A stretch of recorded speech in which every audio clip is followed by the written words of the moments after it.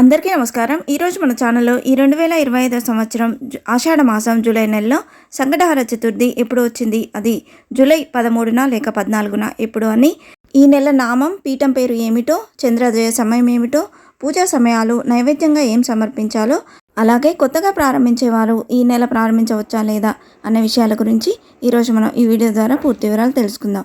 ఎక్కడా స్కిప్ చేయకుండా పూర్తి వీడియో చూస్తారని ఆశిస్తున్నాను. అంతకంటే ముందుగా ఇంతవరకు నా ఛానల్ సబ్స్క్రైబ్ చేసుకున్న వాళ్ళు ఉంటే సబ్స్క్రైబ్ బటన్ ప్రెస్ చేసి పక్కనే ఉన్న బెల్ ఐకాన్ని ప్రెస్ చేసి అలానే ఆప్షన్ ప్రెస్ చేశారంటే నేను పెట్టే ప్రతి వీడియో మీ నోటిఫికేషన్ ద్వారా మొదటగా చూసేయవచ్చు. ముందుగా వీడియోలోకి వెళ్ళిపోదాం. సంకష్టి అంటే కష్టకాలం నుండి విమోచన కలగడం, అంటే మనుషుల్ని కష్టాల నుండి గట్టెక్కించేది ఈ సంకట చతుర్థి వ్రతం.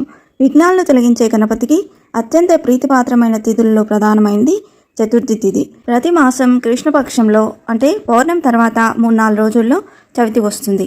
ప్రదోషకాల సమయంకు అంటే సూర్యాస్తమయ సమయంలో చవితి ఎప్పుడు ఉంటుందో ఆ రోజున సంకష్టహార చవితిగా పరిగణించాలి. అయితే 2 రోజులు ప్రదోష సమయంలో చవితి ఉండడం సాధారణంగా జరగదు. ఒకవేళ ఎప్పుడైనా అలా జరిగితే 2వ రోజున సంకటహార చవితిగా గమనించాలి. ఈ సంకటహార చతుర్థి వ్రతాన్ని 3, 5, 11 లేదా 21 నెలల పాటు ఆచరిస్తారు. ఈ వ్రతాన్ని బహుళ చవితి నాడు ప్రారంభించాలి. ఈ రోజున ప్రాతకాలమే తలస్నానం చేసి ఆ తర్వాత గణపతిని పూజించాలి.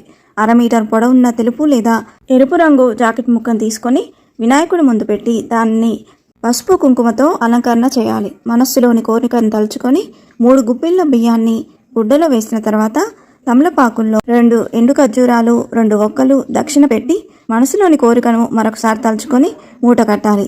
దీన్నే ముడుపు అంటాం. ఈ ముడుపును స్వామి ముందు పెట్టి ధూపం వెలిగించి కొబ్బరికాయ లేదా పళ్ళు స్వామికి నివేదించాలి. తదుపరి గణపతి ఆలయానికి వెళ్ళి 3, 11 లేదా 21 ప్రదక్షిణలు చేయాలి. ఎవరి శక్తిని బట్టి వారు గరిక పూజను కానీ గణపతి హోమాన్ని కానీ చేయించుకోవచ్చు. సూర్యాస్తమయం వరకు పూజ చేసిన వినాయకుడిని కదపకూడదు. సూర్యుడు అస్తమించిన తర్వాత స్నానం చేసి దీపం వెలిగించి తిరిగి వినాయకుడికి లఘువుగా పూజ చేయాలి. ఈ 2025 సంవత్సరం ఆషాఢ మాసం జూలై నెలలో సంకటహార చతుర్థి ఎప్పుడు వచ్చిందో ఇప్పుడు తెలుసుకుందాం. స్వస్తి శ్రీ చాంద్రమాన శ్రీ విశ్వావసునామ సంవత్సరం వర్ష ఋతువు ఆషాఢ మాసంలో ఆషాఢ బహుళ చతుర్థి తిథి జూలై 13వ తేదీ అర్ధరాత్రి అంటే తెల్లవారితే 14వ తేదీ వస్తుందనగా, చవితి తేదీ జూలై 14 సోమవారం తెల్లవారుజామున 1:28 ప్రారంభమై జూలై 14 సోమవారం రాత్రి 12:12 ఈ చవితి తిథి అనేది ముగుస్తుందండి. ఎప్పుడైనా సంకటహార చతుర్థి వ్రతాన్ని రాత్రి వేళలో చంద్రోదయ సమయంలో చేస్తాం కాబట్టి ఈ 2025 సంవత్సరం ఆషాఢ మాసం జూలై నెలలో సంకటహార చతుర్థి జూలై 14 సోమవారం రోజు జరుపుకొనున్నాము. అలాగే ఈ నెల పీఠం పేరు విష్ణు పీఠంగా, నామం పేరు గజానన సంకటహార చతుర్థిగా స్వామివారిని కొలవనున్నాము. అలాగే స్వామివారిని ఓం గజానన సంకటహర గణపతియే నమః అని 11 సార్లు కానీ 21 సార్లు కానీ 108 సార్లు కానీ ఉచ్చరిస్తే మంచిదండి.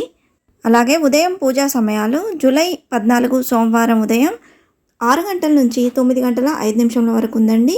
ఇది వీలు కాని వారు ఉదయం 7 గంటల 30 నిమిషంల నుండి ఉదయం 11 గంటల 35 నిమిషంల లోపు పూజ అనేది ప్రారంభించాల్సి ఉంటుందండి. అలాగే సాయంత్రం పూజా సమయం జూలై 14 సోమవారం సాయంత్రం 6 గంటల 34 నిమిషంల నుండి రాత్రి 9 గంటల 59 నిమిషంల వరకు ఉందండి. చంద్రోదయ సమయం అనేది జూలై 14 సోమవారం రాత్రి 9 గంటల 55 నిమిషంలకు ఉందండి. సంకటహార చతుర్థి రోజున గణేశునికి దర్బల్ను సమర్పించడం, అలాగే నైవేద్యంగా మోదకాలు లేదా లడ్డూలను సమర్పించాలి. ఇలా చేయడం వల్ల జీవితంలోని అన్ని కష్టాలు తొలగిపోతాయని నమ్ముతారు.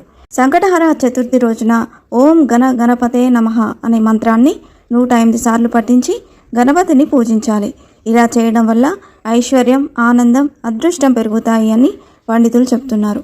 ఈ వ్రతాన్ని కొత్తగా ప్రారంభించాలనుకునేవారు ఇది ఆషాఢ మాసం కదా, ఈ మాసం కంటే వచ్చే శ్రావణ మాసంలో ప్రారంభిస్తే ఎంతో మంచిదండి. ఇంతే ఫ్రెండ్స్, ఈ వీడియో మీకు నచ్చిందని ఆశిస్తున్నాను. ఇలాంటి ఇంట్రెస్టింగ్ వీడియోస్ కోసం please subscribe my channel and press the bell icon. అలాగే లైక్ చేయండి, షేర్ చేయండి. మీకు ఏమైనా సందేహం ఉంటే నా కమెంట్ బాక్స్లో పోస్ట్ చేయండి. Thanks for watching.